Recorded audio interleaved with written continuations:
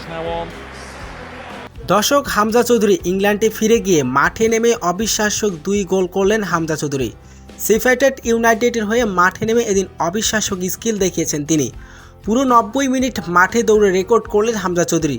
আর এদিন ইংলিশ ক্লাবের হয়ে এদিন জয় এনে দেন হামজা চৌধুরী। দর্শক, ভিডিওটি না টেনে সম্পূর্ণ দেখার অনুরোধ রইল। ভারতের বিপক্ষে আলো ছাড়িয়েছে বাংলাদেশের জার্সির অভিষেক হয়েছিল হামজা চৌধুরীর। ব্যক্তিগত পারফরমেন্সের মুক্ত হলেও শেষ পর্যন্ত সুযোগ হাতছাড়া করে জয় না পাওয়ার অপেক্ষার সঙ্গী হয়েছিলেন হামজা চৌধুরী। তবে ইংল্যান্ডে ফিরে গিয়ে সেই অপেক্ষা ভুলে গিয়েছেন এই মিডফিল্ডার।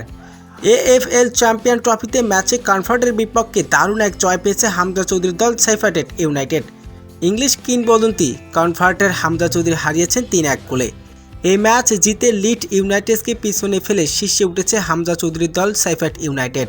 এই ম্যাচে যথারীতি দারুণ নৈতিকপূর্ণ পরিদর্শন দেখিয়েছেন হামজা চৌধুরী।